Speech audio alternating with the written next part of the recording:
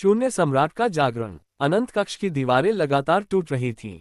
दूर अंधेरे में चमकती दो लाल आंखें अब और भी पास आ चुकी थीं। एक भारी गर्जना पूरे कक्ष में गूंज उठी। धम्म धम्म धम्म। हर कदम के साथ पूरा स्वर्गद्वीप कांप रहा था। कुछ ही क्षणों में वह विशाल आकृति सबके सामने आ गई। उसका शरीर काले धुएं और बैंगनी बिजली से बना हुआ था। उसके सिर पर टूटा हुआ मुकुट था और हाथ में एक विशाल तलवार, जिसकी धार मानो शून्य से बनी थी। दिव्य ऋषि ने गंभीर स्वर में कहा, ये है शून्य सम्राट, प्रकाश और अंधकार दोनों का प्राचीन शत्रु। आरव ने अपनी दिव्य तलवार कसकर पकड़ ली। क्या ये वही शक्ति है जिसे हजारों वर्षों से कैद किया गया था? ऋषि ने सिर हिलाया। हाँ, जब पहले प्रकाश सम्राट और पहले अंधकार सम्राट ने मिलकर युद्ध किया था तब इसे हराया गया था, लेकिन नष्ट नहीं किया जा सका। शून्य सम्राट जोर से हंसा। उसकी हंसी से हवा में काली दरारें बनने लगीं। 1000 साल मैं इसी पल का इंतजार कर रहा था। उसने आरव और अंधकार सम्राट की ओर देखा।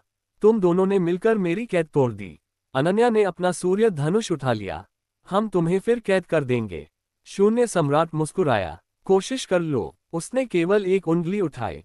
क्षण भर में एक काली ऊर्जा की लहर पूरे कक्ष में फैल गई। 12 दिव्य रक्षक पीछे जा गिरे। हिम ड्रैगन भी संतुलन खो बैठा। ये देखकर अंधकार सम्राट पहली बार आरव के पास आकर खड़ा हो गया। उसने कहा, अगर हम अलग अलग लड़े तो कोई भी जीवित नहीं बचेगा। आरव ने उसकी ओर देखा, फिर बिना झिझक अपना हाथ आगे बढ़ाया। आज से इस युद्ध के लिए हम साथी हैं। अंधकार सम्राट ने उसका हाथ थाम लिया। उसी क्षण छठा दिव्य रत्न तेजी से चमक उठा। उसकी रोशनी दो भागों में बढ़ गई। एक किरण आरव की तलवार में समा गई, दूसरी अंधकार सम्राट की तलवार में। दिव्य ऋषि मुस्कुराए। यही भविष्यवाणी थी। जब प्रकाश और अंधकार साथ खड़े होंगे तभी शून्य का अंत संभव होगा। लेकिन शून्य सम्राट जोर से हंसा। बहुत देर कर दी तुम लोगों ने। उसने अपनी विशाल तलवार आकाश की ओर उठाई। पूरे अनंत कक्ष में सैकड़ों काले द्वार खुल गए। उन द्वारों से लाखों छाया राक्षस बाहर निकलने लगे। स्वर्गद्वीप की अंतिम लड़ाई शुरू हो चुकी थी। आरव ने अपनी तलवार उठाई। अंधकार सम्राट उसके साथ कंधे से कंधा मिलाकर खड़ा था। अनन्या, हिम ड्रैगन, वज्रसेन, 12 दिव्य रक्षक और सभी साथी भी युद्ध के लिए तैयार हो गए। दिव्य ऋषि ने अंतिम बार चेतावनी दी, याद रखो, ये केवल एक युद्ध नहीं, पूरे संसार के भविष्य का निर्णय है। आकाश में बिजली चमकी और उसी क्षण दोनों सम्राट एक साथ शून्य सम्राट की ओर दौड़ पड़े। अंतिम महासंग्राम का आरंभ। अनंत कक्ष अब युद्धभूमि बन चुका था। चारों ओर तलवारों की टक्कर, जादुई शक्तियों की चमक और गर्जनाओं की आवाज गूंज रही थी। आरव और अंधकार सम्राट एक साथ शून्य सम्राट की ओर बढ़े। पहला वार आरव ने किया, दूसरा वार अंधकार सम्राट ने। दोनों तलवारें शून्य सम्राट की विशाल तलवार से टकराईं। धड़ाम! इतना शक्तिशाली विस्फोट हुआ कि पूरा अनंत कक्ष हिल गया। शून्य सम्राट एक कदम भी पीछे नहीं हटा। वह मुस्कुराया। बस इतनी ही शक्ति। उसने अपनी तलवार घुमाई। काली ऊर्जा की एक लहर निकली। आरव, अंधकार सम्राट और वज्रसेन कई कदम पीछे फिसल गए। उधर अनन्या लगातार प्रकाश बाण चलाकर छाया राक्षसों को रोक रही थी। हिम ड्रैगन बर्फ और प्रकाश की संयुक्त शक्ति से आकाश को सुरक्षित रखने की कोशिश कर रहा था।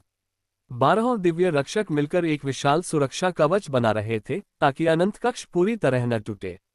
लेकिन छाया राक्षसों की संख्या लगातार बढ़ती जा रही थी। तभी आरव की कमर पर बंधा जीवन पत्र चमकने लगा। वह वही दिव्य पत्ता था जो वृक्ष आत्मा आर्या ने उसे दिया था। पत्ते से एक सुनहरी किरण निकली और सीधे दिव्य वृक्ष तक पहुंची। अचानक पूरे स्वर्गद्वीप में प्रकाश फैल गया। दिव्य वृक्ष फिर से जीवित होने लगा।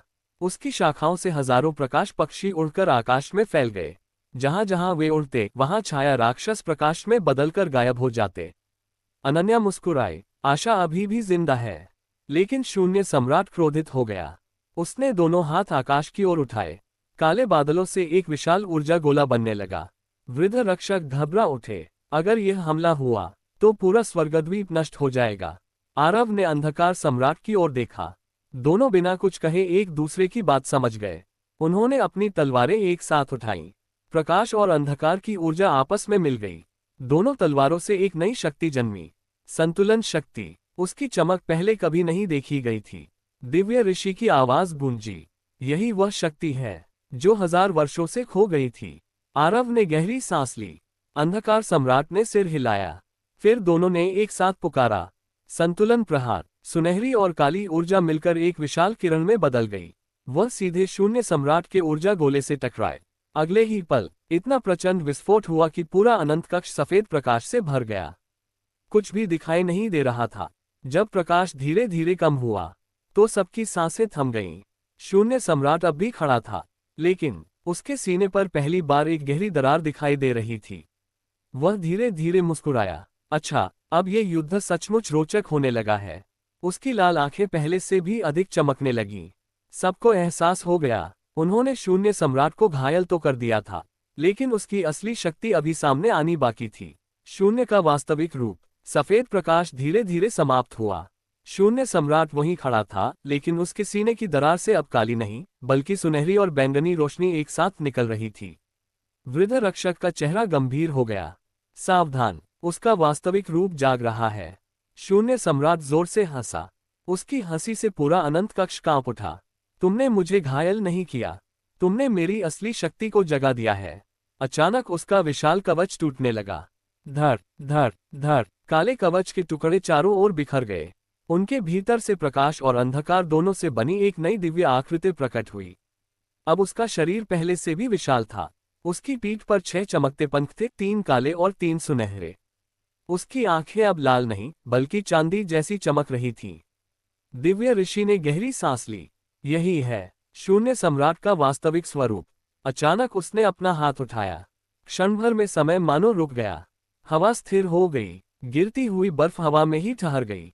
केवल आरव, अंधकार सम्राट और शून्य सम्राट ही चल पा रहे थे। शून्य सम्राट मुस्कुराया। अब कोई तुम्हारी सहायता नहीं कर सकता। वह बिजली जैसी गति से आरव की ओर बढ़ा। टन! आरव ने तलवार से उसका वार रोक लिया। अंधकार सम्राट भी तुरंत आकर उसके साथ खड़ा हो गया। तीनों की तलवारें टकराईं। चिंगारियों की जगह इस बार तारे जैसे प्रकाश कण निकलने लगे। युद्ध इतनी तेज गति से हो रहा था कि किसी और को कुछ दिखाई ही नहीं दे रहा था। दूसरी ओर अनन्या समय के जादू में जमी हुई थी। वह हिल भी नहीं पा रही थी, लेकिन तभी उसके गले में पहना हुआ छोटा सा चंद्र लॉकेट चमक उठा। वह लॉकेट उसकी मां की अंतिम निशानी था। उससे निकली चांदी जैसी रोशनी ने समय के बंधन को धीरे धीरे तोड़ना शुरू कर दिया। अनन्या ने आंखें खोली। नहीं, मैं अपने साथियों को अकेला नहीं छोड़ूंगी। उसने पूरी शक्ति से अपना सूर्य धनुष उठाया। एक ऐसा प्रकाश बाण बना जो पहले कभी नहीं बना था। दिव्य ऋषि आश्चर्य से बोले, यह है चंद्र और सूर्य की संयुक्त शक्ति। अनन्या ने बिना देर किए वह बाण छोड़ा।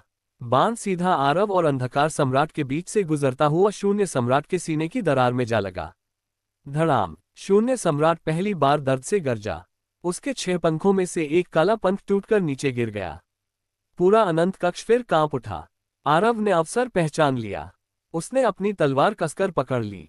अंधकार सम्राट ने भी अपनी तलवार उसकी तलवार से मिला दी। दोनों ने एक साथ कहा, अंतिम संतुलन प्रहार। दोनों तलवारों से निकलती ऊर्जा एक विशाल दिव्य ड्रैगन का रूप लेने लगी। वह ड्रैगन गर्जना करता हुआ शून्य सम्राट की ओर बढ़ा, और उसी क्षण पूरी दुनिया एक बार फिर प्रकाश से भर गई। अंतिम संतुलन प्रहार। दिव्य ऊर्जा से बना विशाल ड्रैगन गर्जना करता हुआ शून्य सम्राट की ओर बढ़ा। उसके शरीर से सुनहरी, नीली और बैंगनी रोशनी की लहरें निकल रही थीं। शून्य सम्राट ने अपनी विशाल तलवार दोनों हाथों से पकड़ ली। अगर मुझे हराना चाहते हो तो अपनी पूरी शक्ति दिखाओ। उसने भी अपनी समस्त ऊर्जा एकत्र कर ली। आकाश में काले और चांदी जैसे बादल घूमने लगे। क्षण भर में एक विशाल शून्य गोला बन गया। दोनों शक्तियां आमने सामने थीं। आरव ने अनन्या की ओर देखा। अनन्या ने मुस्कुराकर सिर हिलाया। तुम ये कर सकते हो। हिम ड्रैगन, वज्रसेन, वृद्ध रक्षक और 12 दिव्य रक्षक भी अपनी अपनी ऊर्जा उस दिव्य ड्रैगन में प्रवाहित करने लगे। अब वह ड्रैगन पहले से कई गुना विशाल हो चुका था। दिव्य ऋषि ने ऊंचे स्वर में कहा, यही वह क्षण है जब पूरे संसार की आशा एक साथ खड़ी है। आरव ने अपनी आंखें बंद की। उसे अपनी अब तक की पूरी यात्रा याद आई। पहला रत्न, मरुस्थल, हिमशिखर लोक, तूफान द्वीप, स्वर्ग द्वीप और अपने सभी साथी। उसने धीरे से कहा, यह विजय केवल मेरी नहीं, हम सबकी होगी। उसने अपनी तलवार आगे बढ़ाई। दिव्य ड्रैगन ने जोरदार गर्जना की और शून्य गोले से टकरा गया। धम्मम! इतना भीषण विस्फोट हुआ कि समय मानो कुछ क्षणों के लिए रुक गया। पूरे अनंत कक्ष में केवल सफेद प्रकाश रह गया। कुछ देर बाद प्रकाश धीरे धीरे कम होने लगा। सबकी नजरें सामने थीं। शून्य सम्राट घुटनों के बल बैठा था। उसकी विशाल तलवार टूट चुकी थी। उसके 6 पंखों में से 5 गायब हो चुके थे। वह मुस्कुराया, अद्भुत, 1000 वर्षों में पहली बार किसी ने मुझे इस अवस्था तक पहुंचाया है। लेकिन तभी उसके सीने के भीतर एक काला क्रिस्टल चमकने लगा। दिव्य ऋषि का चेहरा बदल गया। नहीं, उसकी शक्ति अभी समाप्त नहीं हुई। शून्य सम्राट ने काले क्रिस्टल को अपनी हथेली में निकाल लिया। जब तक ये शून्य हृदय जीवित है, मैं बार बार लौट सकता हूँ। उसने काले क्रिस्टल को आकाश की ओर उठाया। क्रिस्टल से निकलती ऊर्जा पूरे अनंत कक्ष में फैलने लगी। आकाश में एक विशाल दरार खुल गई। उस दरार के पार अनगिनत अंधेरे संसार दिखाई दे रहे थे। वृद्ध रक्षक भयभीत होकर बोले, अगर ये दरार पूरी खुल गई तो असंख्य शून्य राक्षस हमारी दुनिया में आ जाएंगे। आरव ने अपनी तलवार कसकर पकड़ ली। उसकी हथेली में 3 दिव्य चाबियां, समय मुहर और जीवन पत्र एक साथ चमकने लगे। दिव्य ऋषि ने कहा, आरव, अब अंतिम निर्णय का समय आ गया है। या तो शून्य हृदय को नष्ट करो, या उसे फिर से अनंत काल के लिए सील कर दो। पूरा कक्ष शांत हो गया। आरव ने काले क्रिस्टल की ओर देखा। उसका अगला निर्णय केवल इस युद्ध का नहीं, पूरे ब्रह्मांड के भविष्य का फैसला करेगा। अंतिम निर्णय। अनंत कक्ष में गहरा सन्नाटा छा गया। आरव के सामने 2 रास्ते थे। पहला, शून्य हृदय को नष्ट कर देना। दूसरा, उसे फिर से अनंत काल के लिए सील कर देना। दिव्य ऋषि ने शांत स्वर में कहा, दोनों निर्णयों के परिणाम अलग होंगे।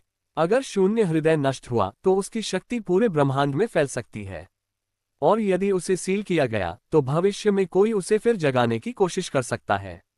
आरव कुछ क्षण सोचता रहा, फिर उसने अपनी दिव्य तलवार नीचे कर दी। वह शून्य सम्राट के सामने जाकर बोला, मैं तुम्हें समाप्त नहीं करना चाहता, मैं इस विनाश के चक्र को समाप्त करना चाहता हूँ। ये सुनकर सब चौंक गए, यहाँ तक कि अंधकार सम्राट भी। शून्य सम्राट ने धीमे स्वर में पूछा, तुम मुझे जीवित छोड़ दोगे? आरव ने उत्तर दिया, हर शक्ति को नष्ट करना समाधान नहीं होता, उसे सही दिशा देना भी एक मार्ग है। इतने में अनन्या आगे आए। उसने अपना हाथ आरव के हाथ पर रख दिया। मैं तुम्हारे निर्णय के साथ हूँ। अंधकार सम्राट भी कुछ क्षण चुप रहा, फिर उसने अपनी तलवार नीचे कर दी। शायद मैंने भी अपने जीवन में बहुत देर से यह बात सीखी। तीनों ने अपनी अपनी शक्तियां शून्य हृदय की ओर बढ़ाईं। प्रकाश, अंधकार और संतुलन की ऊर्जा एक साथ मिल गई। काला क्रिस्टल धीरे धीरे चमकने लगा। उसकी काली आभा समाप्त होने लगी। कुछ ही क्षणों में वह गहरे काले रंग से बदलकर पारदर्शी क्रिस्टल बन गया। आकाश की विशाल दरार धीरे धीरे बंद होने लगी। सभी छाया राक्षस प्रकाश में बदलकर विलीन हो गए। शून्य सम्राट का विशाल शरीर भी बदलने लगा। उसकी आंखों का क्रोध गायब हो गया। उसने पहली बार शांत मुस्कान के साथ कहा, आरव, तुमने मुझे हराया नहीं, तुमने मुझे मुक्त कर दिया। इतना कहते ही उसका शरीर असंख्य प्रकाश कणों में बदल गया। वे कण पूरे आकाश में फैल गए और तारों की तरह चमकने लगे। अनंत कक्ष फिर से शांत हो गया। छठा दिव्य रत्न धीरे धीरे उड़कर आरव के सामने आ गया। दिव्य ऋषि मुस्कुराए, आज से तुम केवल जादुई सम्राट नहीं, तुम संतुलन सम्राट हो। जैसे ही आरव ने छठा दिव्य रत्न अपने हाथ में लिया, पूरा स्वर्गद्वीप सुनहरी रोशनी से भर गया। दिव्य वृक्ष पहले से कहीं अधिक विशाल हो गया। 12 रक्षक घुटनों के बल बैठ गए। वृद्ध रक्षक की आंखों में खुशी के आंसू थे। अनन्या मुस्कुराते हुए आरव के पास आए। उसने कहा, हमारी यात्रा अभी समाप्त नहीं हुई। आरव ने आकाश की ओर देखा। दूर तारों के बीच एक नई सुनहरी राह बन रही थी। दिव्य ऋषि बोले, ये राह तुम्हें नए लोकों और नए रहस्यों की ओर ले जाएगी। यहीं से तुम्हारी अगली महान यात्रा शुरू होगी। आरव ने अपनी तलवार आकाश की ओर उठाई। उसकी चमक पूरे ब्रह्मांड में फैल गई। और इसी के साथ पहला महाअध्याय समाप्त हुआ।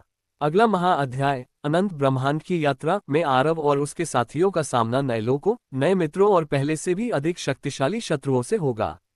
जारी रहेगा।